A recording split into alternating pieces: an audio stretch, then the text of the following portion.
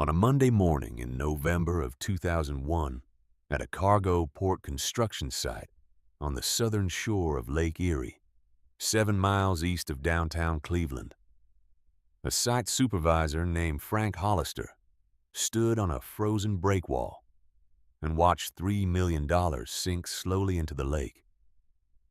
5 days earlier, a barge had been positioning a 140-ton container crane against the new dock when the lake bottom did something nobody had predicted.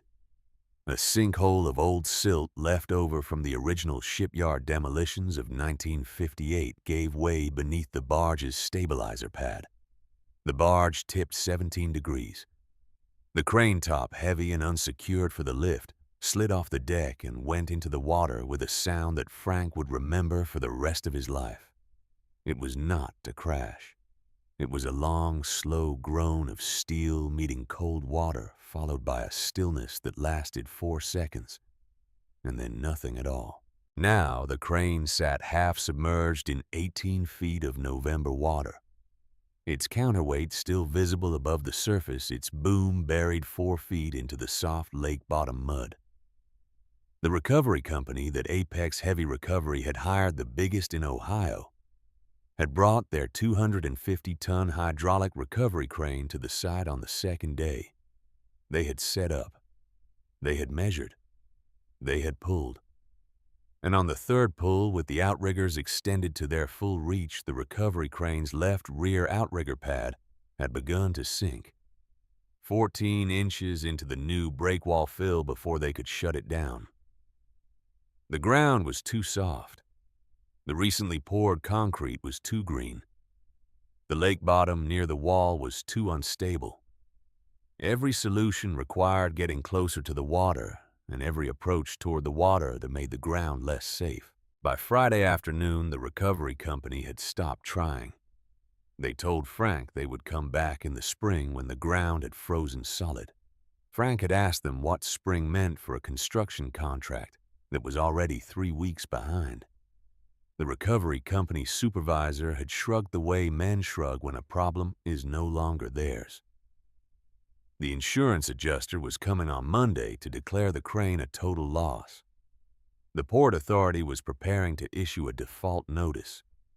The general contractor was talking about cutting their losses and walking away from the whole project. Frank stood on the breakwall in a 34-degree wind off the lake and did the math in his head one more time. The crane itself was $520,000. The contract penalty was $18,000 per day, and they were now 11 days behind schedule, which meant $198,000 and counting. The port contract was worth $2.8 million, and if the contract defaulted, the bonding company would take the loss out of the general contractor's pocket. 32 construction workers had been sitting at home for 5 days, drawing partial pay. Frank's own job, his salary of $71,000 a year, his health insurance, his pension contributions, his ability to keep paying child support for 2 teenage sons up in Akron, all of it depended on this one crane coming out of this one lake before this coming Monday morning. Frank had bought a small ranch house on Detroit Avenue in February. The mortgage was $182,000, and he was already a month behind on the second payment because of the divorce settlement. He had not told his sons about the house yet. He had not told them about the divorce either beyond the short conversation in July when he had explained that he and their mother were going to live in different places now, 14 and 16 years old. They still thought he could fix things. He could not at the moment fix a single thing. Now, if you have been around long enough to know what it feels like to stand on a piece of ground at 51 years old and watch the things you spent your life building start to come apart all at once, then you know exactly what kind of cold Frank Hollister was standing in that Monday morning. And it had nothing to do with the wind off Lake Erie. That was when Brad Kessler's black Cadillac Escalade pulled up to the construction trailer. Brad Kessler was 42 years old. He had an MBA from Case Western Reserve. He had a wife who worked in pharmaceutical sales, a 4-bedroom house in Westlake, and a Rolex Submariner that he had bought for himself the previous Christmas as a reward for a year of strong revenue growth at Apex Heavy Recovery, the company he had taken over from his father in 1996 and rebranded with new logos, new equipment, and a new philosophy about how heavy recovery should be done in the 21st century. Brad had just been named Innovator of the Year by the Ohio Construction Association at their annual banquet in Columbus 3 weeks before the crane went into the lake. He had a framed certificate on the wall of his office and a copy of the trade magazine with his picture on the cover sitting on his desk. Brad climbed out of the Escalade in a navy peacoat over a gray turtleneck holding a Starbucks cup. Behind him came 2 younger engineers from his Cleveland office, both with clipboards, and a young woman with a video camera. The young woman was filming for the company's new marketing initiative. They were going to call the video Why Modern Wins. Brad had explained the concept to his board of directors the previous Tuesday. The idea was to document in real time how modern recovery methodology and proper engineering thinking solved problems that older approaches could not handle. The lake crane recovery was supposed to be the centerpiece. Brad had been telling people for 3 days that they would have the crane out by Thursday afternoon. It was now the following Monday, and the crane was still in the lake, and the marketing video was about to need a different angle. Brad walked up to Frank with the same broad smile he had walked up with on the first day 6 days ago. He clapped Frank on the shoulder. He said the words, "Frank, my friend, we are going to figure this out." He said them in the same tone a doctor uses when he is about to deliver news he does not want to deliver. Frank did not smile back. Frank looked at the lake, then at Brad, then at the camera the young woman was already filming with. Brad turned to the engineers. He started talking about ground-bearing analysis. He used phrases like load distribution matrix and bearing pressure recalibration. He talked for almost 10 minutes without saying anything Frank could use. The 2 engineers nodded at appropriate intervals. The young woman moved the camera in for closer shots when Brad gestured toward the lake. Frank had been on construction sites since he was 19 years old. He had worked his way up from laborer to foreman to superintendent over 32 years. He knew the difference between a man solving a problem and a man performing the appearance of solving a problem. He knew which one was happening in front of him.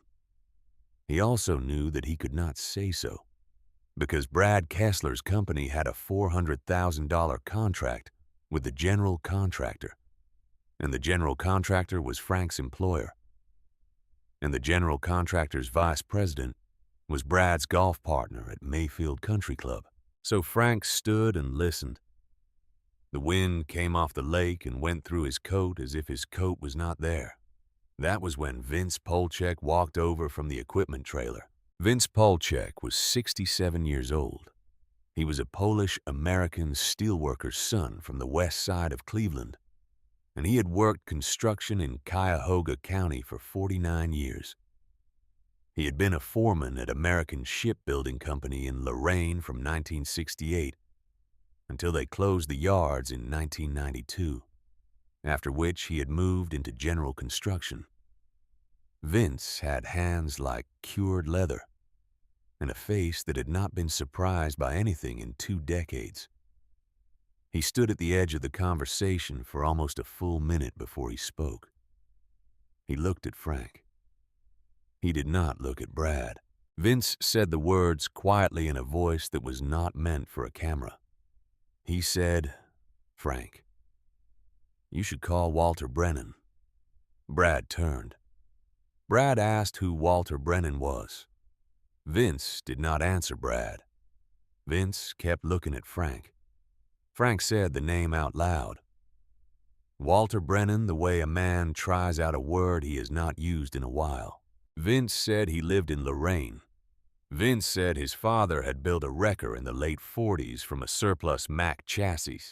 Vince said Walter had used it for 30-something years on jobs that nobody else would touch. Vince said it was the kind of truck that could do things modern equipment could not do, in places modern equipment could not reach. Brad laughed. He laughed in a way that was meant to be heard by the entire crew standing within 50 feet of the trailer, and several of them turned around to look. Brad said, "Frank, my friend, please. We are not in 1950 anymore. We do not call retired men with garage-built wreckers when we have a 140-ton crane in a lake. This is not the answer. The answer is the engineering work we are doing right now.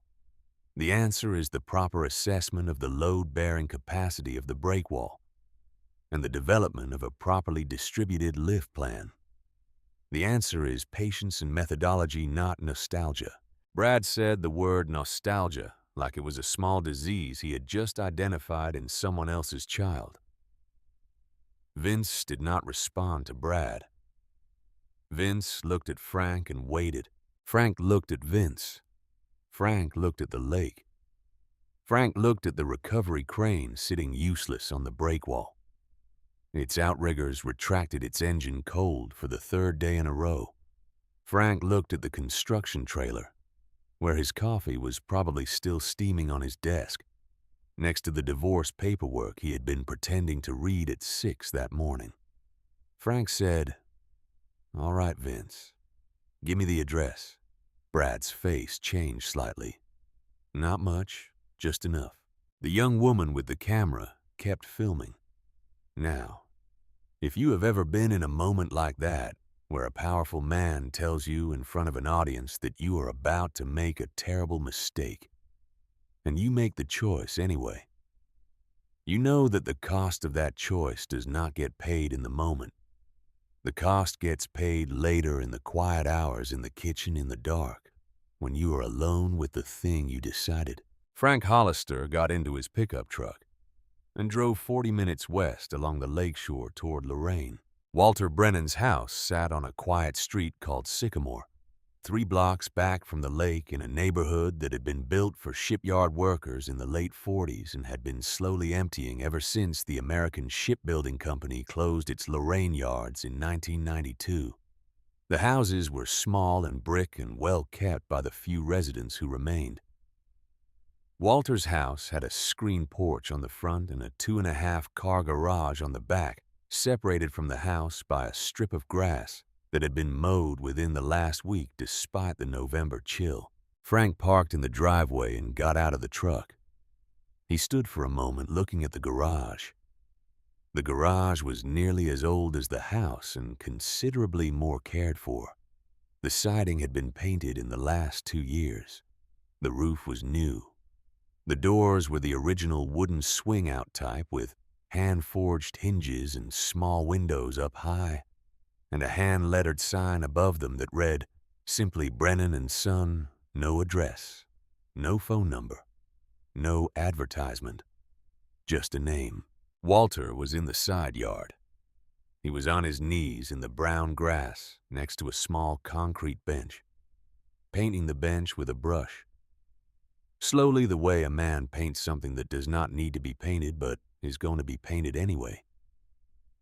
He was wearing a gray work shirt buttoned to the throat and a navy blue cap with a faded fish embroidered on the front. He was 74 years old. His shoulders were narrower than they had been 40 years ago, but his hands were still steady, and his back when he straightened up to look at the truck pulling into the driveway was straighter than the back of any other 74-year-old man Frank had met that year. Frank walked over. He introduced himself. He said his name and his employer, and the name of the construction project, and the name of the bay he was working in, and the name of the recovery company that had failed, and the date the insurance adjuster was coming to declare the crane a total loss. He laid all of it out in less than 90 seconds because he had practiced the speech on the drive over. Walter listened without interrupting. When Frank was done, Walter set the brush down on the lid of the paint can and wiped his hands on a rag he kept in his back pocket. He looked at the concrete bench. He did not look at Frank. Frank waited. Walter said the words slowly, almost without inflection. He said, "My wife is buried in Calvary Cemetery 2 miles east of here. The bench is for her. I sit on it on Sundays." Frank did not know what to say to that. He stood with his hands in his pockets. "Walter said my wife passed in 1997. Lung cancer. She never smoked. She worked at the dry cleaner on Broadway for 31 years and breathed the chemicals every day. And the cancer came in the spring of 1996, and she fought it for 14 months. Before she passed, she asked me to do 2 things. She asked me to keep the garden alive, and she asked me to stop running the truck in cold water." Frank was quiet. "Walter said I had back surgery in 1999, lumbar fusion L4 and L5. The surgeon said no more cold water work. Margaret made me promise. I gave her my word. She has been gone 4 years this April, but a man does not break a word he gave to a woman on her last bed." Frank looked at the concrete bench. He looked at the garage. He looked at his own boots. "Walter said, 'I am sorry about your crane, Mr. Hollister. I truly am. But I cannot help you. I have not started that truck in 22 months. I am 74 years old. Whatever Vince Polchek told you, he told you about the man I used to be. The man I am now is a man who paints a bench for his wife on Mondays and stays out of cold water." Walter picked the brush back up. Frank stood there for almost a full minute. He thought about saying something else. He thought about explaining the math. He thought about telling Walter that his sons were 14 and 16, and that the mortgage on Detroit Avenue was already a month behind, and that the only thing standing between him and a real and permanent kind of failure was a 140-ton crane that nobody could pull out of a lake. He did not say any of it. He said, "Thank you for your time, Mr. Brennan." He walked back to his truck and drove away. Walter painted the bench until the November light started to go, which happened around 4:30. He cleaned the brush in mineral spirits, hung it on the small board inside the garage where the brushes lived, closed the paint can and went inside the house to make dinner. Dinner was a can of Campbell's tomato soup and 4 saltine crackers and a slice of cheddar cheese. He ate it at the kitchen table by the window that looked out at the garage. Margaret's chair across from him had not been sat in by anyone in 4.5 years. He still set her place. He had stopped putting food on her plate after the first year, but he had never stopped putting the plate out. He washed the dish. He went into the living room. He sat in the chair by the radio and listened to the 7 o'clock news on WTAM. There was a story about the construction site. Frank Hollister's name was not mentioned, but the lake was, and the crane was, and the figure $2.8 million was, and the words insurance loss were. Walter turned the radio off. He sat in the chair in the dark and looked at the wall. Now, if you have ever sat in a chair in the dark at 74 years old and felt the weight of a promise you made to a woman who was not there anymore, then you know that sometimes the kindest thing a memory can do is stay quiet and let you sleep. And sometimes the memory does not do you that kindness. Sometimes the memory walks across the room and sits down across from you and waits for you to look at it. At 9:15, Walter Brennan got up and went out to the garage. He turned on the bare bulb that hung from the ceiling beam. The light fell across the truck under its gray canvas tarp. He stood and looked at it for a long time. The garage had been built by his father, Eli Brennan, in the spring of 1947. In the same months that Eli had been buying the surplus Mack chassis from the Army Quartermaster Depot in Lima, Ohio. Eli had bought the chassis for $412 on the 11th of April, 1947. Walter remembered the date because he had been with his father that day. Walter had just turned 20.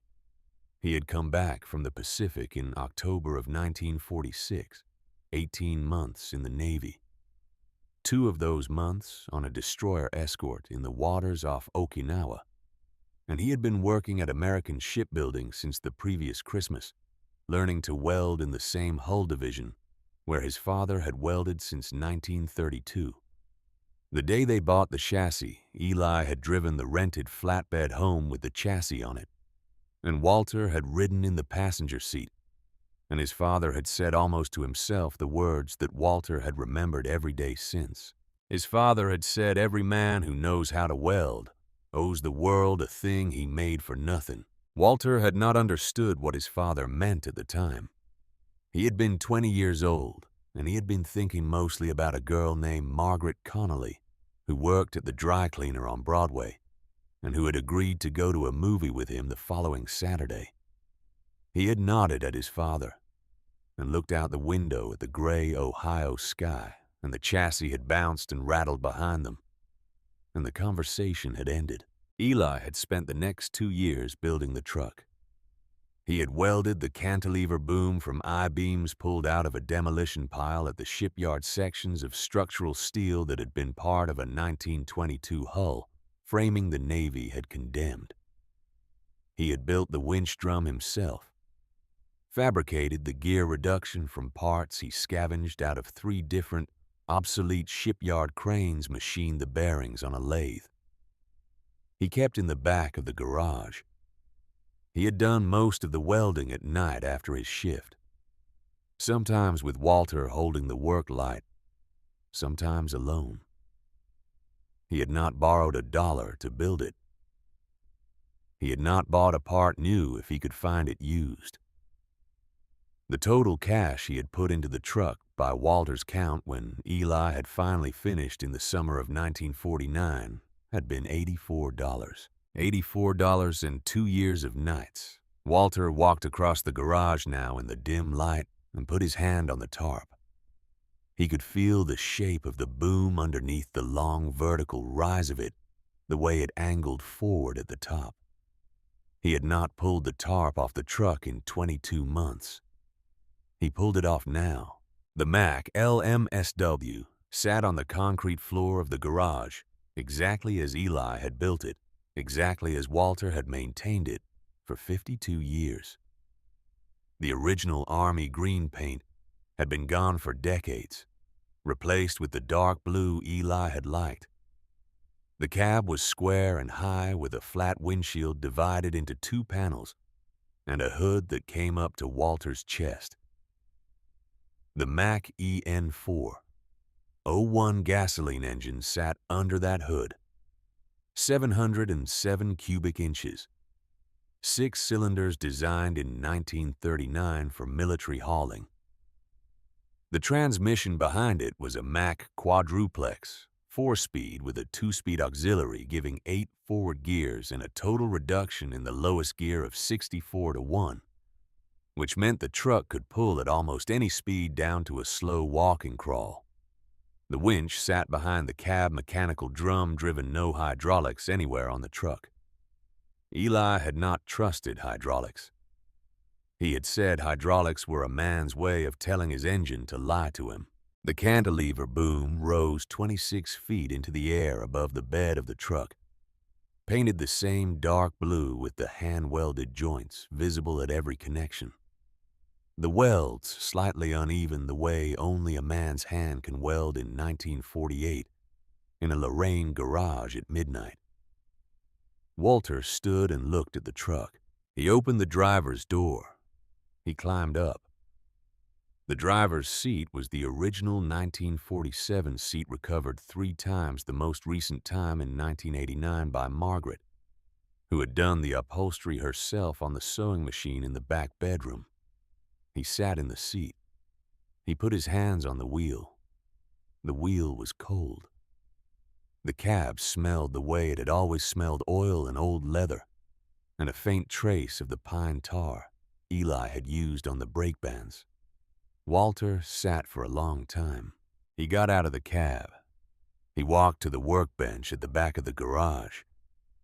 He opened the top drawer. He took out the leather-bound notebook his father had kept, the one that had 32 years of recovery jobs written in it, in Eli's small, careful handwriting. He carried it back to the cab. He sat in the driver's seat with the notebook open on his lap and turned to the page marked March 14th, 1965. He read what his father had written there. Hollister boy. Truck through ice off Beaver Park. Refrigerated unit 3/4 ton. Pulled with boom set at 22 degrees 3-line rig anchored to the seawall east pillar. Pull took 4 hours. Boy was scared. Father had fought in the Pacific, same as me. Boy said he could not pay. I told him I did not want to be paid. Wrote his name down so I would remember. Stanley Hollister, age 22, of Lakewood. Said he would buy me a beer someday. Never did. That is how it should be. Walter read the entry 3 times. Stanley Hollister. He read the name again. He spoke it aloud in the quiet of the cab. Stanley Hollister. He sat with the notebook open on his lap. He looked out through the windshield at the back wall of the garage, where Eli's hand tools still hung on the same nails Eli had driven into the wall in 1947. Walter said his father's name aloud in the dim cab, the way a man speaks the name of someone who has been dead a long time when he is by himself and needs to say it. He said, Pa. He said, Pa, the man's son is in trouble. The garage was very quiet. Walter closed the notebook. He carried it back to the workbench drawer. He turned off the light. He went into the house. He sat in the chair by the telephone in the kitchen. He looked at the phone for almost 20 minutes. Then he picked it up, dialed his son David's number in Columbus, and listened to it ring 4 times before David answered. David Brennan was 45 years old. He was a mechanical engineer at a company in Worthington that made hydraulic systems for industrial automation. He was Walter's only son. He had 3 children of his own, and a wife named Linda who taught 4th grade. He had not been home to Lorraine since Margaret's funeral. David said, Pa, what is wrong? It is almost 10 o'clock. Walter said, Son, I need you to tell me something. David said, What? Walter said, If a man asked your grandfather for help 50 years ago, and your grandfather helped him without taking a dime, and now that man's son needs help and the same machine is sitting in the garage, what do you think your grandfather would say? There was a long silence on the line. David did not ask any of the obvious questions. He did not ask what man or what machine or what help. He had grown up in the house. He knew the answer to all of those questions before his father finished the sentence. David said, Pa. Walter waited.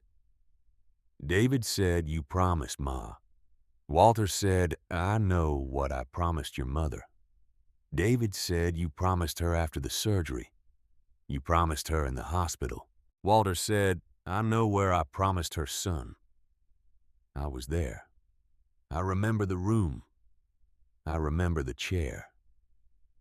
There was another silence. David said, What kind of recovery is it?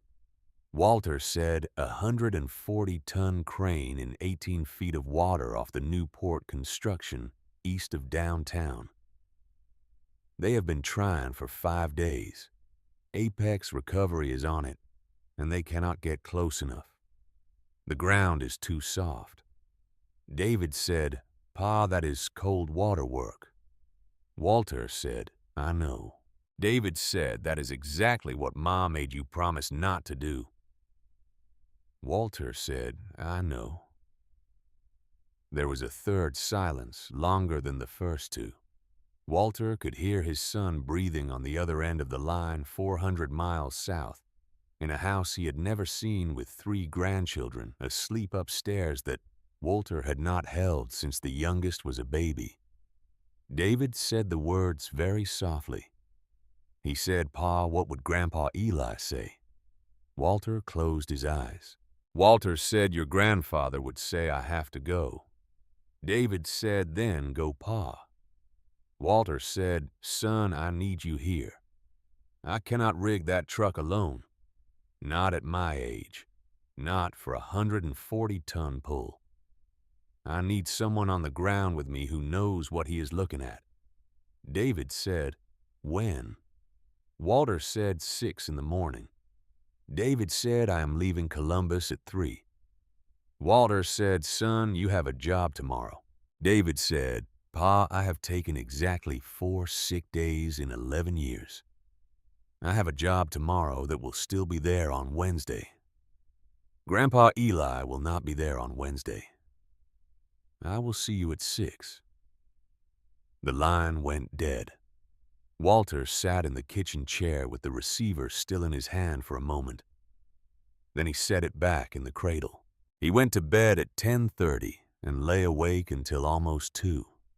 When he finally slept, he dreamed of his father walking across the floor of the shipyard in the summer of 1948, carrying a section of I-beam in his bare hands. The steel still warm from the cutting torch, his face wet with sweat, his eyes calm.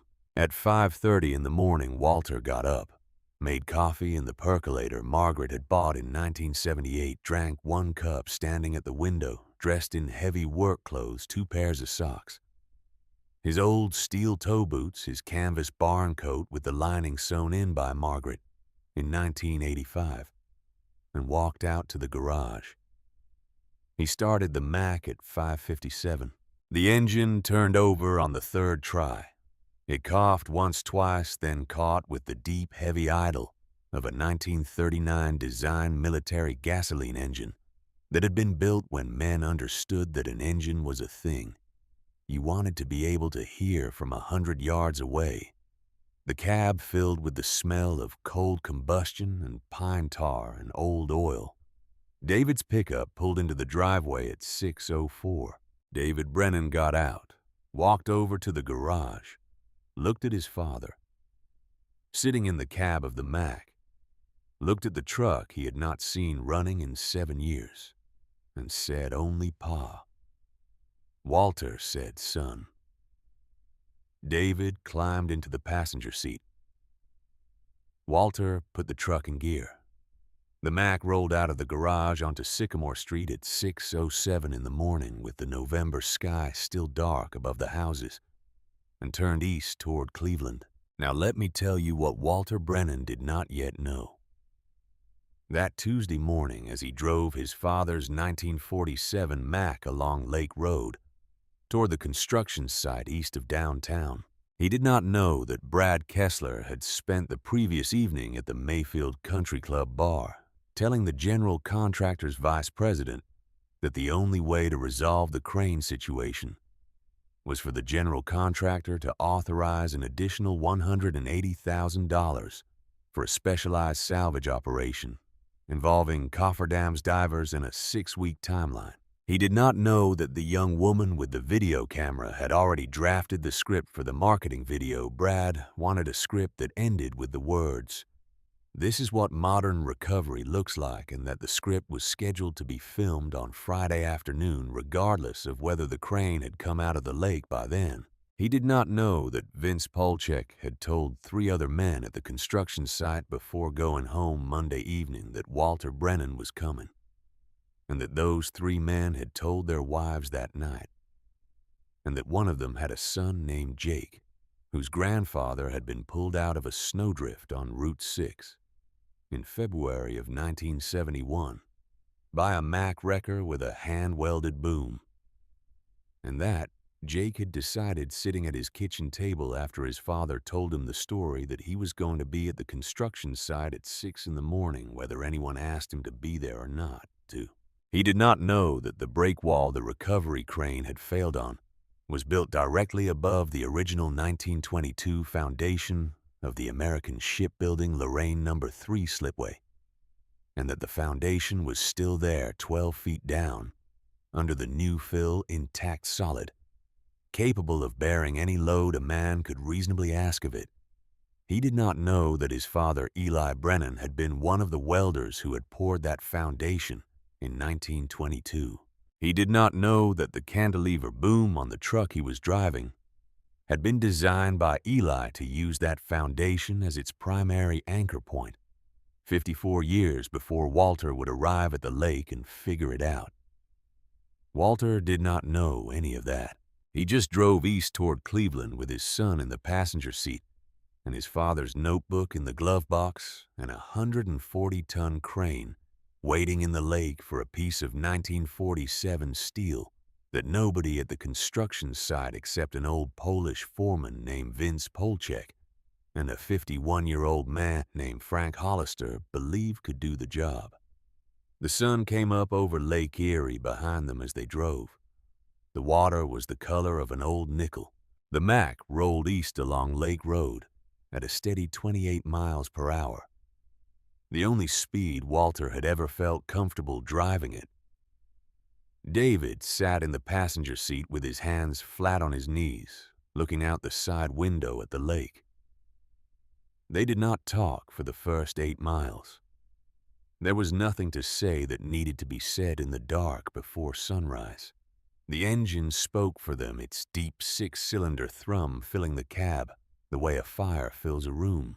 When they passed the Lorain city limits, David finally turned and looked at his father. He said, "Pa, when was the last time you pulled something heavier than 50 tons? Walter said 1984. The barge cable spool at Conneaut Harbor. 62 tons. David said that was 17 years ago. Walter said, I know when it was." David did not say anything else. They came into the construction site at 6:41. The sun was just beginning to lift over the lake behind them, and the long horizontal light caught the side of the Mack and the cantilever boom as they rolled through the open gate. Every man on the site stopped what he was doing. There were 11 workers at the site that morning, more than the usual skeleton crew Frank had been running for the past 5 days. Vince Polchek was there. Frank Hollister was there. A foreman named Carl Hewitt was there. And a younger ironworker named Jake Mooney was there, 27 years old, sitting on the tailgate of his Ford Ranger pickup with a thermos of coffee, watching the gate. Jake Mooney's grandfather had been pulled out of a snowdrift on Route 6 in February of 1971 by a Mack wrecker with a hand-welded boom. Jake's grandfather had told him the story exactly twice in his life, once when Jake was 9 years old, and once at the grandfather's 80th birthday party in 1998. Jake had not thought about the story in over 2 years. Then his father had called him the previous evening and told him what Vince Polchek had said at the construction site, and the story had come back to Jake fully formed, every detail of it, and he had decided to be at the gate at sunrise. Brad Kessler's black Escalade was already parked at the trailer. Brad was standing outside it with his peacoat unbuttoned and a fresh Starbucks cup in his hand, talking to the 2 engineers and the young woman with the camera. When the Mack rolled past the trailer, Brad turned and looked, and his face went through a series of expressions that he tried to control and could not entirely manage. He looked at the truck. He looked at the boom. He looked at the 74-year-old man at the wheel. He laughed, but the laugh came out a half-second later than he meant it to, and a half-second too quiet. Walter parked the Mack on the gravel apron 40 feet back from the brake wall. He shut the engine off. The silence after the engine died was very large. He sat for a moment with his hands on the wheel. Then he climbed down from the cab slowly, the way a 74-year-old man climbs down from a 1947 truck cab in November. David came around from the passenger side Frank Hollister walked up. He shook Walter's hand and did not say anything beyond Mr. Brennan. "Thank you for coming." Walter said, "Son, I have not said yes yet. I came to look." He walked past Frank toward the breakwall. Now, if you have ever watched a man with 50 years of trade in his hands walk onto a job site, you know what it looks like, and you know how little of it has anything to do with the words he says. Walter did not speak to anyone for the next 40 minutes. He walked the length of the breakwall slowly west to east and back again, stopping every 15 feet to push a steel survey rod into the ground at his feet. The rod was a 4-foot length of half-inch round stock he had brought from the truck, tapered at one end. He drove it down into the new fill with the heel of his hand and read the depth on the marked shaft. Then he pulled it out, walked another 15 feet, drove it again. He did not look at the lake. He did not look at the crane. He looked at the ground. When he reached the east end of the breakwall, where the new fill met the older shoreline at a low concrete retaining wall, he stopped. He stood there for a long time, perhaps 2 full minutes. He pushed the rod into the ground at his feet and felt it stop after only 7 inches. He pulled the rod out and pushed it down again 6 feet to the west of the first hole. It stopped at 7 inches again. He walked west along the breakwall, pushing the rod at every step, now his face very still. 12 feet from the retaining wall, the rod went down a full 4 feet before stopping. 14 feet from the wall, the rod went down 5 feet and was still moving when he stopped pushing. He had found it. He walked back to the east end of the breakwall. He stood directly above the spot where the rod had stopped at 7 inches. He turned his body and faced the lake. He sighted along an imaginary line from where he was standing out to the half-submerged crane in the water. He held his hand up at arm's length, thumb extended the way an old draftsman estimates an angle. He turned and walked back toward the Mac. David was waiting at the truck. Frank was standing 10 feet behind David. Brad Kessler was standing at the trailer 30 yards back, watching with the camera running. Vince Polchek had walked over and was leaning against the front fender of the Mac with his arms crossed. Walter said to David the old shipyard slip foundation is still down there. David said what? Walter said number 3 slip. Pa welded the rebar in 1922. They condemned the slipway in 1958. And they tore down the upper structure, but they left the foundation poor. 12 feet of reinforced concrete, 50 feet wide, 90 feet long. It is sitting 12 feet under the new fill at the east end of this breakwall. The recovery crane has been trying to anchor west of it where the fill is over open lake bottom. Of course it sinks. There is nothing under it for 40 feet down. David looked at the east end of the breakwall. He looked at his father. He said, "Pa, how do you know?" Walter said, "I know because I helped Pa survey for the boom geometry on this truck in 1948. He designed the boom angle to anchor against this exact foundation. He measured it twice. He told me he was building the truck to work this lake." David did not say anything. Walter said, "Your grandfather knew this day was coming. He just did not know which day it was gonna be." Vince Polchek heard him. Vince did not move from where he was leaning against the fender. Vince said quietly, "Your father was a hell of a man, Walter." Walter said, "Yes, he was." Frank Hollister was looking from one man to the other and trying to follow. Walter turned to Frank. He said, "Mr. Hollister, here is what I can do, and here is what I cannot do. I can position this truck on the east end of your breakwall directly above the old slip foundation. I can rig a 4-part purchase off the boom and run the lead line out to the crane on the bottom.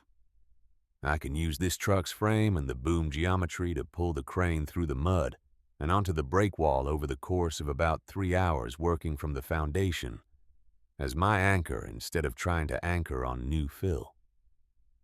What I cannot do is promise you it will work. The boom is 52 years old. The winch is 52 years old. The crane is 20 times the weight of this truck. If anything fails, it fails all at once, and I cannot guarantee that the truck itself will not be destroyed in the process. I have to know if you accept that risk before I unhook this rig. Frank looked at the lake. He looked at the crane sitting in the water. He looked at Brad Kessler standing at the trailer. He said, "Mr. Brennan, my truck has a $50,000 policy on it through my employer. If your truck is damaged, my company will make it good." Walter said, "Son, that is not the risk I am talking about. The boom is not for sale. The truck is not for replacement. My father made it with his hands. If it is destroyed, it does not get rebuilt. I am asking if you understand that." Frank was quiet. He said, "Mr. Brennan, I understand." Walter nodded once. He said, "All right.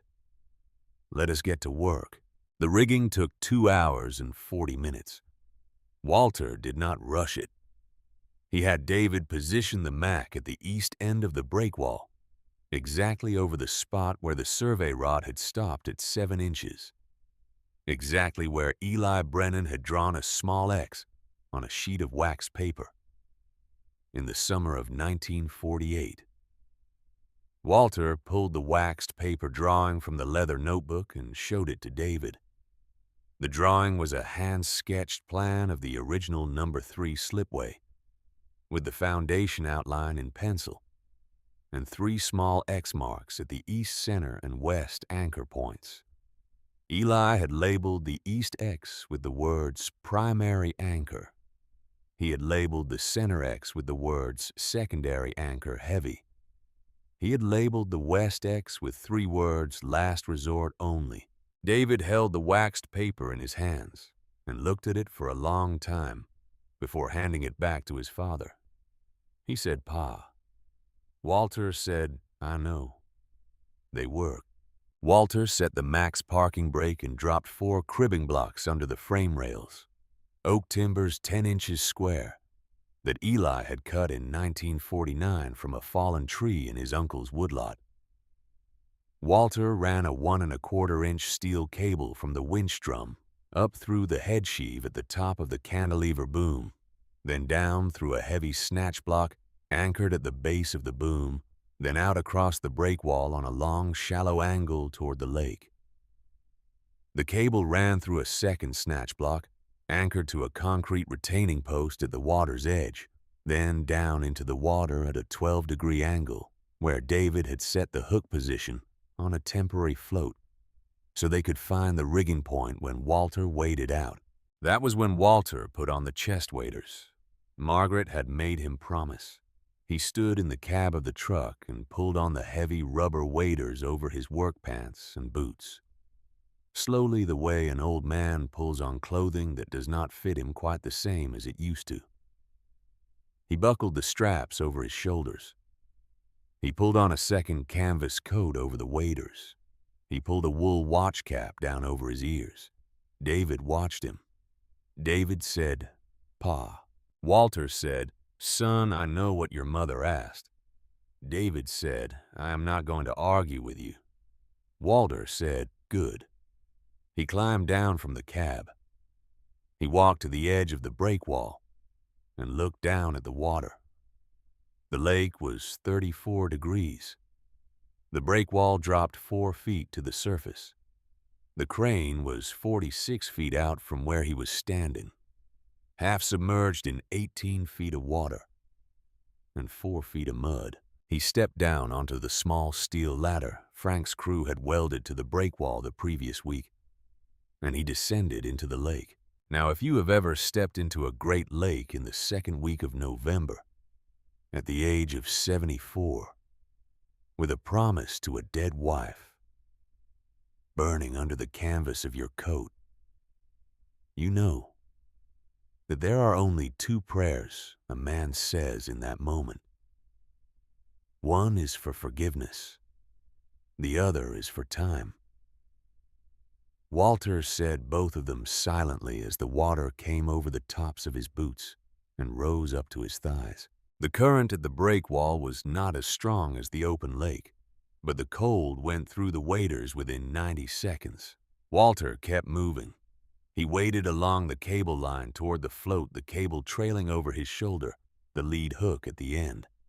The water came up to his chest by the 12th step. By the 18th step, he could see the top of the crane's counterweight breaking the surface 10 feet ahead. He reached the crane. He hooked the lead cable to the heavy ring on the upper carrier frame. The structural attachment point Eli had identified on the waxed paper sketch 53 years before he had ever seen this particular crane. The hook closed with a steel click that Walter felt through his glove more than he heard. He waded back to the breakwall. He climbed the ladder. His legs were shaking by the time he reached the top, and he stopped for a moment with his hands on the rail to make them stop. David stepped forward to help him out of the waders. Walter led him. Frank Hollister handed Walter a thermos of coffee. Walter did not drink it. He nodded once at Frank and walked back to the Mac and climbed into the cab. The time was 11:47 in the morning. Brad Kessler had been on his cell phone for the last half hour, walking back and forth in front of his Escalade. The young woman with the camera had moved into position about 60 feet from the Mac. The two engineers were standing at the trailer steps, watching with their clipboards lowered. Walter sat in the cab. He set both hands on the wheel. He let out a long breath that fogged the inside of the windshield. He engaged the winch. The cable went taut. For 90 seconds, nothing in the visible world changed. The drum on the back of the Mac turned slowly under 64 to 1-gear reduction. The cable hummed at a low frequency. The boom above the cab creaked. Once, then settled. The crane in the water did not move. Then the left rear wheel of the Mac lifted 4 inches off the cribbing. Frank Hollister said something quietly to himself that nobody else heard. Brad Kessler turned to the camera. He raised his voice to make sure it carried. He said, "There it is. Physics wins. Tell the old man to go home." He laughed, and this time, the laugh came at the right time and the right volume. And the two engineers laughed with him, and the young woman with the camera moved in closer to catch Brad's face. Walter shut the winch down. He set the brake. He climbed out of the cab. He walked around the truck slowly, looking at each wheel, each cribbing block. The boom mast, the frame extensions Eli had welded in 1948. He stopped at the left rear and looked at the cribbing. The block was sound. The frame was sound. The lift had been clean. The truck was telling him something, but it wasn't telling him that it was failing. It was telling him that the angle was wrong. He walked to the front of the Mac and stood looking out at the lake. He understood the problem now. The crane's boom was buried 4 feet into the mud at a near vertical attitude, and a horizontal pull from the breakwall was trying to drag the entire mass of the crane sideways through 46 feet of mud and water against the suction of the buried boom. It would not work.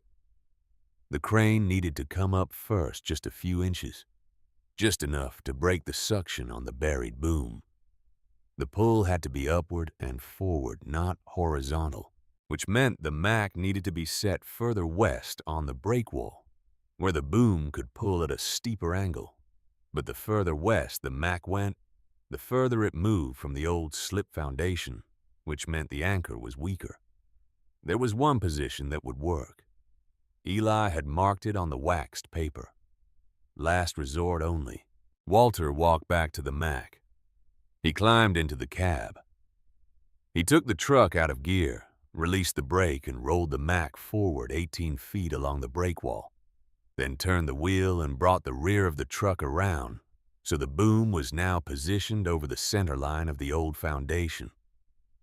The heavy center anchor exactly where Eli had drawn the second X in pencil in 1948. He set the brake. He dropped the cribbing again slower this time. He had David check each block. He started to put the truck back into low gear. That was when the transmission made a sound the truck had never made before. It was a single deep mechanical thunk from the case behind the cab. It was not the sound of an engine. It was the sound of a gear tooth giving way under load. Walter heard it. He knew it before he had time to think about it. He put his foot on the clutch and held it down. He moved the gear lever through the pattern. Low to second to third to fourth. Third gear was gone. The lever moved through the position with no resistance, no engagement. The gear tooth was lying in the bottom of the case in 3 pieces. Walter shut the engine off. He sat in the cab with his hands on the wheel for almost a full minute. David came around from the back of the truck. He stepped up to the cab door. He said, "Pa." Walter said, "Son, the third gear pinion just sheared." David said, "Can you pull in second?" Walter said, "No. The reduction is wrong. I cannot move 140 tons in second. I need third. Third is the pull gear. Third is the gear Pa designed the reduction around." David did not say anything. Walter climbed down from the cab. He walked to the back of the truck and stood looking at the side cover of the transmission case. He set one hand on the cold steel. He let it stay there. Brad Kessler had walked over from the trailer. He stood at a distance of about 20 feet, with the camera operator behind him and the 2 engineers behind her. He had stopped laughing. He was watching now with a different expression, an expression that was something close to satisfaction, but holding itself still. Brad said, "Mr. Brennan, is everything all right?"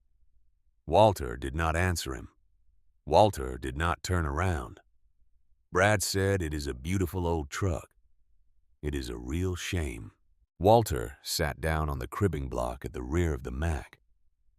He sat there with his elbows on his knees and his hands loose between them, and he looked at the gravel of the construction apron between his boots. He was 74 years old. He had not slept more than 4 hours. He had broken a promise to his wife. He had taken a 52-year-old truck his father had built with $84 and 2 years of nights, and he had stood it on the edge of a lake and asked it to do something it had never been asked to do before, and he had broken it inside of 4 hours. He sat on the cribbing block, and he could not in that moment make himself stand up again. David stood 10 feet away and did not move. Vince Polchek was leaning against the front fender of the Mack. Frank Hollister was standing near the trailer steps. Jake Mooney was sitting on the tailgate of his Ranger at the gate 50 yards away drinking coffee that had gone cold. Now, if you have ever sat on a piece of equipment your father built and felt the weight of his work go quiet in your hands, then you know exactly how long that moment lasted in Walter Brennan's chest. It lasted longer than a minute. It lasted longer than 5 minutes. What broke the moment was David. David walked over to where his father was sitting. He stood for a few seconds. Then he crouched down on his heels in front of Walter, close enough that their knees almost touched. He said, "Pa, get up." Walter said, "I broke it." David said, "Pa, get up and walk to my truck." Walter looked at him. David said, "In the bed of my truck under the cap." In a green wooden crate, there are 2 replacement third gear pinion sets for a 1947 Mack L MSW quadruplex transmission, machined to factory tolerance by a shop in Akron in 1973. Grandpa Eli ordered 4 of them in 1972. He used the first one in '74 when the original gear cracked. He used the second one in 1986. There are 2 left.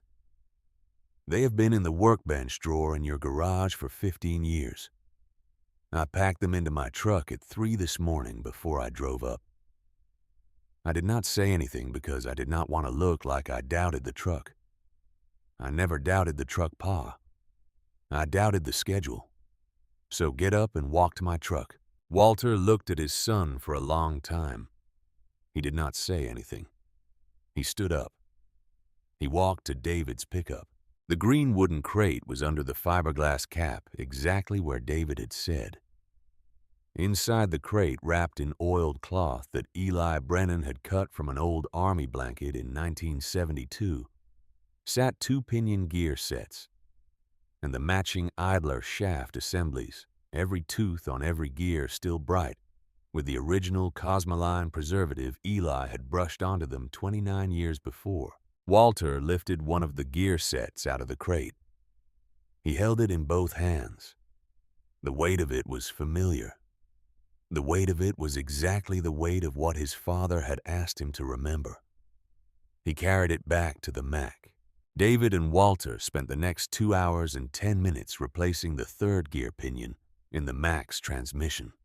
They worked under the rear of the truck on creepers by the light of David's handheld flood lamp and a second utility light that Vince Polchek had run from the equipment trailer. They removed the side cover. They drained the gear oil into a galvanized pail. They removed the broken pinion in 3 pieces. They cleaned the case with shop rags and kerosene. They set the new pinion on the shaft, aligned the idler, checked the backlash with a brass feeler gauge that Eli had given Walter for Walter's 25th birthday in 1952. They replaced the side cover.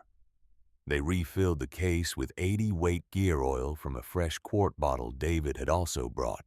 While they worked, the construction site went quiet around them. Brad Kessler made one more phone call from his Escalade, then got into the Escalade and drove off the site. He came back 40 minutes later with a thin man in a hard hat and a clipboard, whom Brad introduced to Frank Hollister as a safety consultant from a firm Apex had on retainer. The safety consultant walked the break wall with Brad for 10 minutes, then walked over to Frank and informed him that under the OSHA General Duty Clause in the dew point forecast for that evening, all sight lighting on the break wall apron would need to be shut down at 7:05 p.m. due to the elevated risk of arc flash from energized circuits in close proximity to standing lake water during a falling temperature inversion. Frank looked at the safety consultant. Frank looked at Brad standing behind him. Frank said, "That is not a normal protocol." The safety consultant said, "Sir, it is the protocol my firm is comfortable signing off on. If you elect to operate the sight lights past 19:05 hours, my firm will have to file an incident anticipation report with OSHA Region 5 out of Chicago by morning. That is your decision to make. I am only here to advise." Brad said, "Frank, I am sorry. Safety first, even if it costs us the crane." Brad said the words with the small, careful sadness of a man performing his own decency for the benefit of a camera that was in fact still filming. Frank said nothing. He turned and walked back to where Walter and David were finishing the transmission repair. He did not tell Walter about the lights yet. He waited until Walter slid out from under the truck at 6:23 in the evening with his hands black with grease and his face drawn tight with cold and exhaustion. And only then, when Walter had stood up and stretched his back and washed his hands at the water cooler outside the trailer, did Frank Hollister tell Walter that the construction site lights would be going dark in 42 minutes. Walter listened. He did not say anything for a long moment. He said, "All right." He said, "Son, we have 42 minutes to do a 3-hour pull." David said, "Pa, Walter said we will do what we can do. He walked back to the Mac. He climbed up onto the bed of the truck and inspected the boom rigging one more time. Every shackle, every snatch block, every wrap of cable on the drum. He climbed back down. He climbed into the cab. He started the engine. The Mac EN401 settled into its idle the way it had every morning of Walter's life since 1949. The way the engines of that generation idled when they had been built by men who understood that a thing built right would still be running when the men who built it were gone. David stood at the door of the cab. Walter said, "Son, when I start the pull, I want you back at the trailer with Mr. Hollister. If this truck comes apart, I do not want you near it." David said, "Pa." Walter said, "Son, go to the trailer." David did not move. Walter said, "Son." David said, "No, Pa." Walter looked at him. David said, "I am not going to the trailer. I am standing here at the door of this cab." Grandpa Eli stood at the door of this cab for 30 years while you ran it. You stood at the door of his cab for the 20 years before that. Brennan and Son. That is what the sign over the garage says. If this truck comes apart, it comes apart with both of us standing where we belong. Walter did not argue. He set his hand on the gear lever. He put the Mac into the new third gear at 6:58. The cable came taut at 6:59. At 7:01, the first of the construction site lights went out. At 7:02, the second bank of lights went out. At 7:03, the brake wall went dark. Walter could not see the lake. He could not see the crane. He could see faintly the outline of the cantilever boom against a sky that had not yet finished turning black. He could feel the cable through the seat of the truck. He could feel the tension in the frame rails through the steering column. He had run this truck blind in snow and fog and night more times than he could count, but he had never run it blind on a 140-ton pull. He held the throttle at 1200 RPM and waited. The cable hummed. 40 feet behind him at the trailer, Brad Kessler stood with the two engineers and the safety consultant and the young woman with the camera, watching in the dark. The crane in the water did not move. The boom did not move. The Mac frame creaked once. And then, very quietly, from the gate 50 yards away, the headlights of Jake Mooney's Ford Ranger came on. 2 yellow beams cut through the dark and lit up the back of the Mac. A second later, from somewhere along the apron, a second set of headlights came on. Then a third. Then a fourth. Within 90 seconds, 11 pickup trucks and 1 panel van had moved into position in a slow, shallow arc behind and beside the Mac, and 22 headlights and 4 work lamps and 1 mounted spotlight on Vince Polchek's old Chevy were burning into the November dark, lighting the brake wall, the boom, the cable line, the water beyond, and the half-submerged crane. Walter Brennan, sitting in the cab of his father's truck with his hands on the wheel, looked into the rearview mirror and saw what no man had ever seen behind that truck. In 52 years of work, he saw 11 men who had not been asked to come standing beside their own vehicles in the cold with the engines running and the high beams on. He set his hands more firmly on the wheel. He held the throttle steady at 1200. He looked forward at the lake. The cantilever boom Eli Brennan had welded in the summer of 1948 rose 26 feet into the air above the bed of the truck, and the cable that ran from its head, sheaved down to the buried crane in the lake, hummed at a pitch that was almost too low to hear. Brad Kessler stood at the trailer. He did not say anything. The young woman with the camera kept filming. And in the dark above the gravel apron with 22 headlights burning behind him and his son standing at the open cab door, Walter Brennan waited for the lake to give the crane back. The cable hummed at a pitch that climbed slowly, the way a kettle climbs toward boiling. Walter Brennan sat with his right hand on the throttle lever and his left hand on the wheel and his foot resting lightly on the clutch. And he listened. He had been listening to the sound of cables under load for 54 years. He knew the sound of a cable about to part. He knew the sound of a cable that was holding. He knew the sound of a cable that was pulling against something that was beginning to give. The cable on the Mac was making the third of those sounds. Just barely. Just enough. At 7:08 in the evening, the frame of the truck shifted by perhaps half an inch. Walter felt it through the seat before he saw it. The left front wheel had been resting hard against the cribbing on the down side of the pull, and the wheel was now pressing into the cribbing with a force that flexed the oak. The boom above the cab was creaking on each second of held tension, and the creak was changing pitch. The angle of pull was working. The crane in the water somewhere out beyond the headlights was beginning to feel the lift. David stood at the open cab door with his hand on the frame. He said, "Pa, watch the boom collar." Walter said, "I am watching it." The boom collar was the welded ring at the base of the cantilever mast, where the mast met the bed frame of the truck. Eli had welded it on a Sunday morning in May of 1948, in 2 passes with electrodes he had carried home from American Shipbuilding in his coat pocket the previous Friday. The collar had carried every pull this truck had ever made.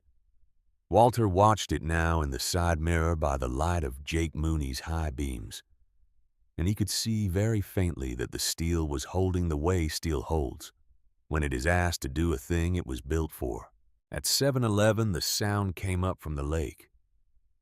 It was not loud. A man standing 50 feet away would have missed it. It was a single, deep, wet pop, the sound of suction breaking in mud, the sound of a buried steel boom releasing the lake bottom that had held it for 6 days. Walter heard it. He did not look at the lake. He did not need to. He kept his hand on the throttle and listened for the cable. The cable changed pitch. It dropped a quarter tone the way a violin string drops when a tuning peg slips, and then it settled at the new pitch, and it held there. Walter knew what had happened. The crane had broken free of the mud. The full weight of it was now hanging on the cable held against the boom geometry of the Mac, anchored through the head sheave and the snatch blocks to the frame of the truck, and below the truck through the cribbing to the buried foundation of the No. 3 slipway that Eli Brennan had helped pour 79 years before. The line of force ran from a 140-ton crane through 54 years of welded steel into a foundation that Walter's father had laid as a young man. And the line held. Walter increased the throttle by 50 revolutions per minute. The drum on the back of the truck turned a quarter inch. The cable came in a quarter inch. He waited. The drum turned another quarter inch. Another quarter inch. He held it there. He was not trying to pull the crane fast. He was trying to convince the crane to move at all. The mud at the bottom of the lake was reluctant to release what it had taken, and the slower the pull, the more cooperatively the mud would give it up. Walter Brennan had learned this lesson from his father in the autumn of 1963 on a recovery off the Cleveland Breakwall at East 55th Street, pulling a sunken tugboat out of a slip. Eli had been 56 years old then. Walter had been 36. Eli had stood at the driver's door of the same truck Walter was now sitting in the same cold, and had said to his son the words that Walter had remembered every day since. Eli had said, "Son, you do not pull a thing out of water. You ask water to let it go." Walter sat in the cab and asked the lake to let it go. At 7:17, the second pop came, larger this time. A wet, heavy thud felt through the break wall under the boots of the men standing on it, and a small dark wave of disturbed lake bottom rolled to the surface 40 feet out and spread in a slow ring. Jake Mooney saw the ring expand into the edge of his headlight beam. He whispered something to himself that nobody heard. The cable jumped. It moved into the drum 8 inches in 2 seconds. Walter felt the lurch through the truck. The crane was free. He did not celebrate. He throttled back to 800 revolutions per minute and let the drum take up cable at its slowest pace. The crane was now moving through 18 feet of water and 4 feet of mud at a rate of about an inch every 5 seconds, which sounds slow until you remember that 140 tons does not need to move fast to make a difference. 140 tons only needs to move at all.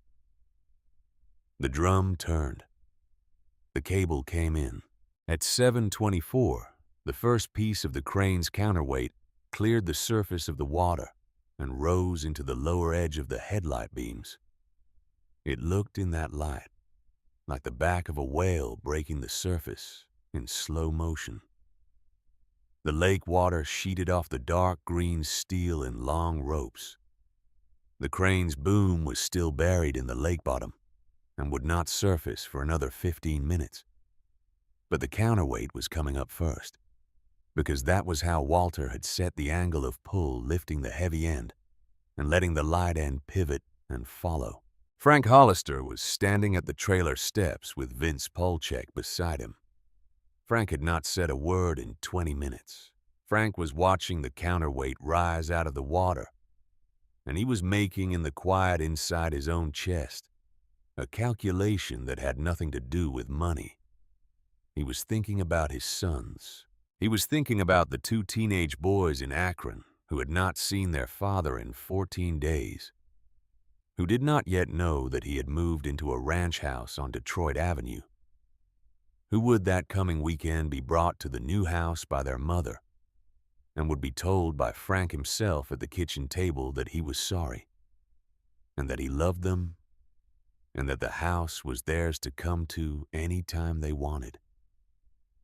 Frank had been dreading the conversation for 3 months. He had been dreading it more than he had dreaded any conversation of his life. Standing at the trailer steps in the November dark with the counterweight of a sunken crane rising slowly into the headlights of 11 pickup trucks lined up behind a 1947 Mack Frank Hollister, suddenly knew that he was going to have the conversation, that he was going to be able to have it, that he was not going to lose everything that month. He did not know why he knew that. He just knew it.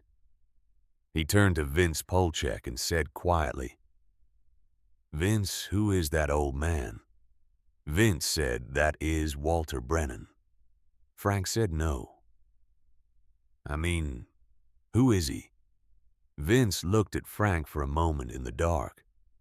Vince said, "He is the son of a man who never charged $1. He was not owed. That is all you need to know, Frank." Frank nodded. At 7:31, the crane's main body broke the surface of the lake. The cable lifted it on a long, shallow diagonal, the boom still trailing in the mud. The counterweight up high, the whole assembly tilted at about 20 degrees off vertical. It looked impossible. It looked the way a thing looks when you have stopped believing it is going to happen and then it happens anyway. A young iron worker named Mike Sturgill, 24 years old, standing beside his Dodge pickup, said the words, "Holy God," under his breath, and his hand went up to his mouth before he knew he was doing it. The cable came in. The drum turned. The crane slid up the slope of the lake bottom, out of the water entirely, now dripping mud and lake silt and the long pale weeds of Lake Erie's autumn bottom. The boom emerged last like a tree being pulled up by its root. The full assembly of the crane, all 140 tons of it, came up onto the breakwall apron at an angle of about 15 degrees, settled gradually toward upright as the cable lifted, and at 7:41 in the evening, with the headlights of 11 pickup trucks burning across the gravel, the recovery crane sat on dry concrete for the first time in 6 days, mud sloughing off its frame, water streaming from 100 crevices, the lake giving up what it had taken. Walter Brennan shut the winch down. He set the parking brake. He sat in the cab for a moment with his hands still on the wheel. The men outside did not cheer. They did not clap. They stood by their trucks in the cold, and they looked at the crane on the breakwall, and they looked at the Mack, and they looked at the old man sitting in the cab of the Mack, and they did not say a word. The silence lasted 23 seconds. Walter counted without meaning to count. He had been a Navy gunnery rating in 1945, and he had learned to count seconds in his head, the way a man learns to breathe.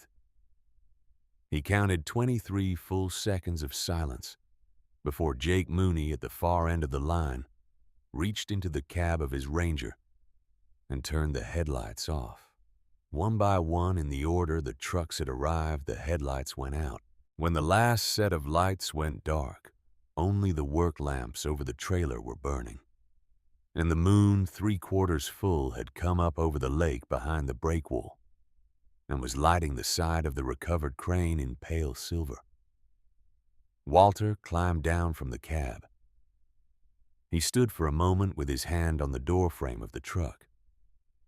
David stepped forward and put a hand on his father's shoulder and held it there for the length of one breath, and then let go. Frank Hollister walked across the apron to the Mack. He stopped about 4 feet from Walter. He did not extend his hand. He stood for a long moment looking at the older man and at the truck behind him, and then at the crane on the breakwall. He said, "Mr. Brennan." Walter said, "Son." Frank reached into the inside pocket of his canvas coat and brought out a folded white envelope. The envelope was thick. He held it in both hands, the way a man holds a thing he has been carrying in case he needed it. Frank said, "Mr. Brennan, I have $5,000 cash here. It is mine. It is not the company's. The company will pay you what we agreed when the paperwork clears. This is from me, for what you and your son did tonight. I would be honored if you would take it." Walter looked at the envelope. He did not reach for it. He said, "Son, I want you to put that envelope back in your pocket." Frank said, "Mr. Brennan." Walter said, "Son, listen to me a moment." He took a step forward. He set his right hand gently on Frank's left shoulder. He was a head shorter than Frank. He looked up into Frank's face in the moonlight.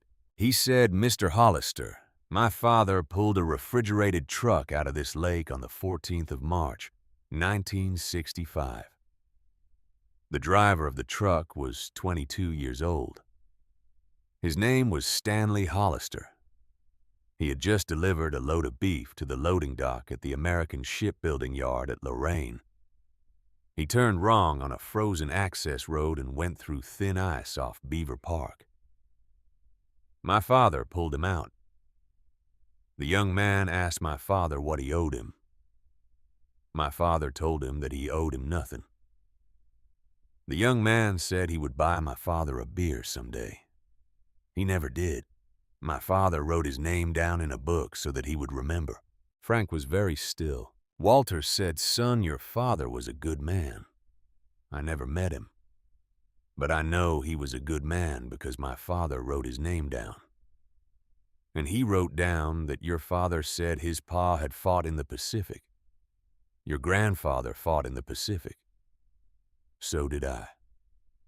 So did my father." There are debts in this world, son, that do not get paid with money. They get paid by being there when the other man's son needs help. That is the only kind of debt my father ever recognized as real. And I will not take $5,000 from the son of a man my father pulled out of a lake. I will not take it. Put it back in your pocket. Buy your boys something they need. That is what I want done with that money. Frank Hollister did not say anything for a long time. He looked at the envelope in his hands. He looked at Walter Brennan. He said, "Mr. Brennan, I did not know." Walter said, "I know you did not know. You were not supposed to know. Your father did not tell you. My father did not tell me until I read his book last night. There are some things a man does not pass down, son, not because he wants to hide them, because he knows they are not his to talk about. They belong to the other man." Frank stood with the envelope in his hands. He folded it slowly. He put it back inside his coat. He extended his hand. Walter took it. They held the handshake for the length of 3 breaths. Frank said, "Mr. Brennan, I would like to come by the house some Sunday. I would like to see the bench, the one you painted for your wife." Walter said, "Son, you would be welcome." Frank let go of his hand. Walter turned and walked to the Mac. He stopped halfway. He turned back.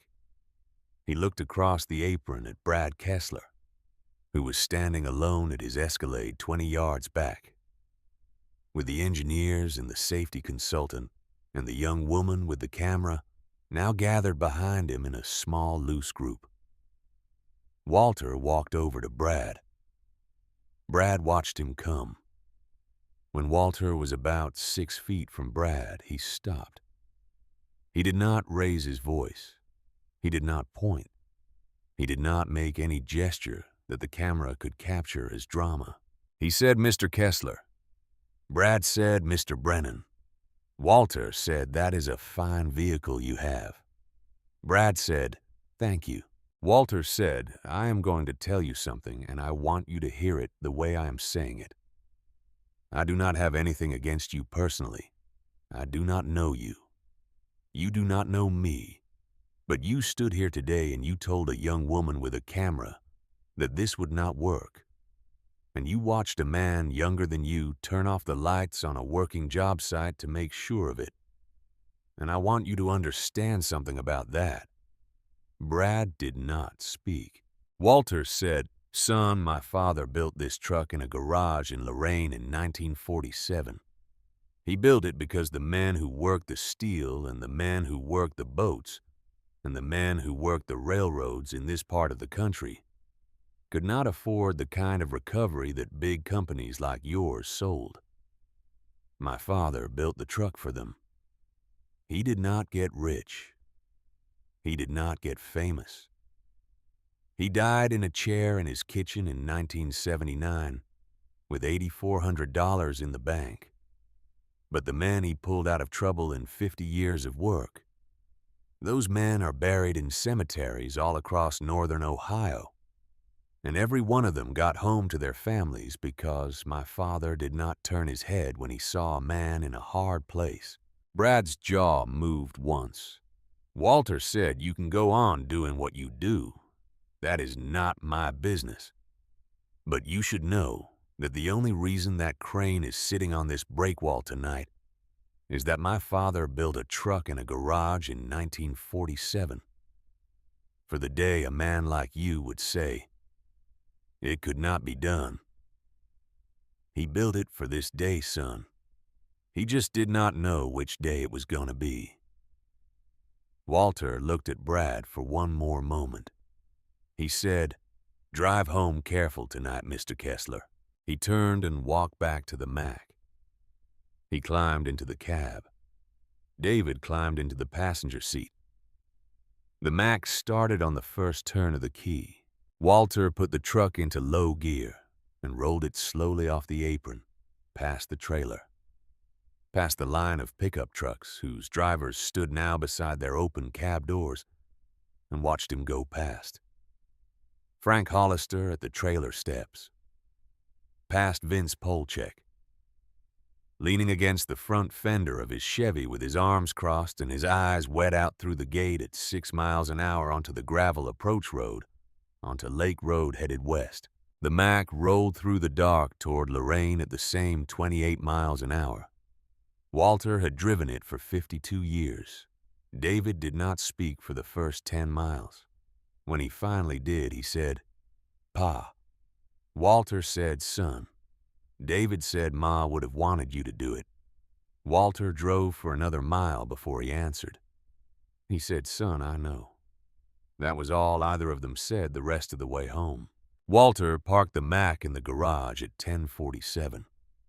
He shut off the engine. He sat in the cab for a moment. He climbed down. He pulled the canvas tarp back over the truck slowly with David helping at the other end.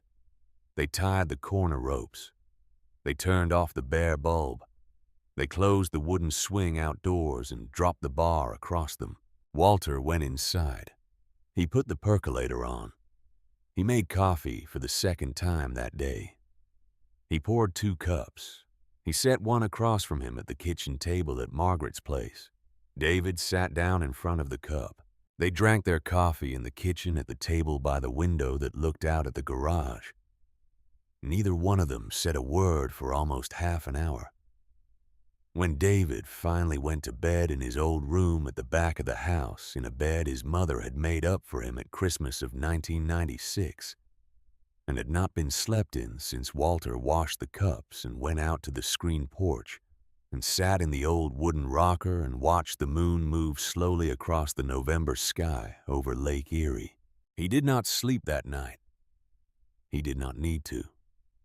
The next morning, David drove back to Columbus. Walter stood in the driveway and watched the F-150 pull away, and he waved once and David waved back, and the truck turned the corner at Sycamore and 28th Street and was gone. Walter went out to the garage.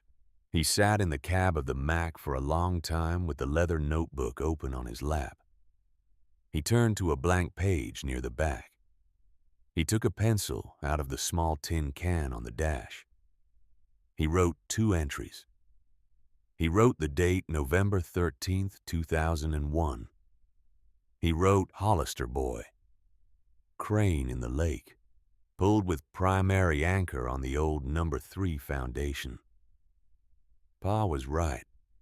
Pa was right about all of it. He wrote the second entry below the first. He wrote Margaret. I am sorry, sweetheart. I had to. It was Stanley Hollister's boy. Pa never told me. I had to find out for myself. You would have understood. You always understood. He closed the notebook. He put it back in the workbench drawer. He pulled the canvas tarp tight over the truck. He went inside. Now, let me tell you what came after, because the story does not end at the kitchen table on the morning after the lake. Frank Hollister kept his job. The general contractor finished the port project 3 weeks late, but inside the contingency window of the contract, Frank received a written commendation from the company's CEO in February of 2002. He kept the ranch house on Detroit Avenue. He brought his 2 sons there for the first time on the weekend after Thanksgiving. He sat with them at the kitchen table, and he told them the truth about the divorce, about the house, about the money, and about everything else he had been carrying. The boys cried. Frank cried. They went out to dinner afterwards at the Big Boy on Detroit Avenue and ate hamburgers and split a milkshake. The older boy, Michael, who was 16, asked his father that night who Walter Brennan was, because he had heard his father say the name twice during the conversation. Frank told him the story. Michael listened without interrupting. At the end of the story, Michael said, "Only that is a good man, Dad." Frank said yes, he is. Brad Kessler did not survive the next 2 years. The marketing video Apex had planned to release in December of 2001 was never produced. The young woman with the camera had been filming the entire pull from the moment Walter arrived at 6:41 in the morning to the moment the Mack rolled out the gate at 9:15 at night. And the footage she had captured was not the footage Brad had wanted. The footage showed the recovery crane sinking its outriggers into soft fill. It showed Brad laughing into the camera when the Mack's wheel lifted. It showed Brad ordering the sight lights shut down. It showed 11 pickup trucks turning their headlights on in the dark. It showed an old man and his son completing a pull that Brad had said was impossible. The young woman with the camera was named Allison Ferraro. She was 27 years old, a graduate of Kent State University, and she had been working for Apex for 2 years. After she went home that night, she sat in her apartment in Lakewood and she watched the footage 3 times. And then she did something Brad Kessler did not know she was gonna do. She made a digital copy of every minute of the footage, 11 hours total on 3 separate hard drives. She backed one of the hard drives up to her parents' house in Stowe. The next morning she came to work and she handed Brad her resignation letter. She did not give him the footage. She kept it. 6 months later, in May of 2002, Allison Ferraro sent a 100-minute edited version of the footage to a producer at the History Channel in New York, who was developing a series about American craftsmanship and forgotten trades. The producer called her back within 48 hours. The History Channel sent a crew to Lorraine in August. They spent 4 days with Walter Brennan in his garage and at the kitchen table and on the screen porch. The episode aired in February of 2003. It was called The Last Wrecker. It was watched by an estimated 3.2 million households on the first airing. Apex Heavy Recovery lost the port contract in February of 2002. They lost the Cleveland Steel Mill contract in April. They lost the Lake County Bridge contract in July. By October, Brad Kessler had been removed as CEO by the company's board, which was now controlled by his father's surviving business partner. By March of 2003, after the History Channel episode aired, Apex had filed for Chapter 11 bankruptcy. By August of 2003, Apex Heavy Recovery was sold for parts to a regional equipment company out of Cincinnati. In June of 2003, Brad Kessler mailed a single envelope to Walter Brennan in Lorraine. The envelope contained one item, a photograph. The photograph was black and white. It showed a man in his late 20s standing at the edge of a body of water in a suit, smiling at the camera.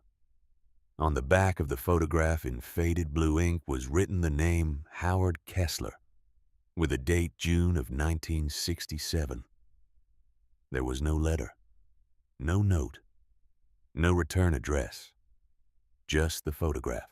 Walter Brennan looked at the photograph for a long time at his kitchen table. He did not know who Howard Kessler was. He turned the photograph over twice. He set it down. He took it out to the burn barrel in the backyard.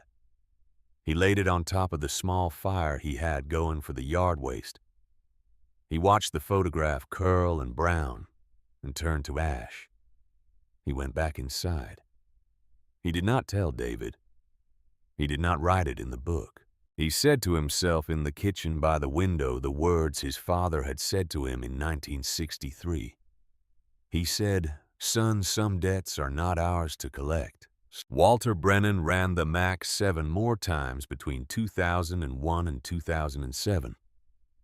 He pulled a cement mixer out of a quarry pond in Ashtabula County in 2003. He pulled a school bus out of a ditch on County Road 8 in Avon Lake in 2007. The last pull the school bus took 6 hours and Walter was 80 years old. The bus had run off the road in an ice storm. There were 41 children on the bus. None of them were hurt. The driver, a woman named Joanne Sumter, sent Walter a card the following Christmas. The card had been signed by every one of the 41 children. Walter kept the card in the leather notebook. Walter Brennan died on the morning of the 7th of April, 2009. He was 82 years old. He died in his chair in the living room of the house on Sycamore Street. He had been listening to the radio. The notebook was open on his lap. He had been reading the entry from March of 1965, the Hollister entry, the one that started everything. David found him at 4 in the afternoon. David buried his father next to his mother at Calvary Cemetery, 2 miles east of the house. The concrete bench Walter had been painting on the day Frank Hollister came to the door. The bench Walter had been painting in the brown grass on a November Monday. In 2001, sat between the two graves. Now with both their names carved on the inside lip of the seat, where only a person sitting down could see them. David inherited the Mac. He did not sell it. He did not donate it. He did not move it from the garage. He drove from Columbus to Lorain on the 14th of March every year. He opened the garage doors. He pulled the canvas tarp off the truck. He started the engine. He sat in the cab for an hour with the engine idling, and he listened to it. Then he shut it off, pulled the tarp back, closed the doors, and drove home. He did this for 6 years. In the spring of 2015, David Brennan, then 59 years old, donated the Mac LMSW to the Western Reserve Historical Society in Cleveland. He donated it on one condition. The condition was that the truck remain operational. The condition was that the society agree in writing never to display the truck as a static exhibit. The society agreed. The Mac now sits in the Working Transportation Collection at the Crawford Auto Aviation Museum on East Boulevard in Cleveland. Once a year, on the 14th of March, the society starts the engine and lets it idle for 1 hour in the museum yard. They open the yard to the public on that day. They have done it for 10 years now. The yard is always crowded. On the placard next to the truck, the museum has printed the following words: built by Eli Brennan, 1947 to 1949, Lorain, Ohio. Operated by his son, Walter Brennan, 1949 to 2007. Used in over 400 recoveries across northern Ohio. Never refused a call. Never charged a man who could not afford to pay. Last operated by Walter Brennan, age 80, in 2007. To pull a school bus carrying 41 children out of a ditch on County Road 8 in Avon Lake. Below those words in smaller letters is one additional line. The line reads, "The men of that generation did not build for tomorrow. They built for the day tomorrow would forget what it was supposed to know." That line was written by David Brennan. It is the only thing he ever wrote about his father. Eli Brennan built that truck in 1947 with $84 in the bank and a wife who was dying of tuberculosis and 2 children to feed. He welded the boom at night in a Lorain garage because he believed that a man who knew how to weld owed the world a thing he had made for nothing. He did not know when he set the angle of the cantilever boom against the foundation of the number 3 slipway on a warm afternoon in the summer of 1948 that he was building a tool for the day. A 140-ton crane would sit half submerged in Lake Erie 53 years later, with a 74-year-old son in the driver's seat and a 45-year-old grandson at the open cab door, and 11 pickup trucks with their headlights burning behind them in the dark. He did not know. He built it anyway. That is what the men of his generation did. That is what they were for. That is still what we are for.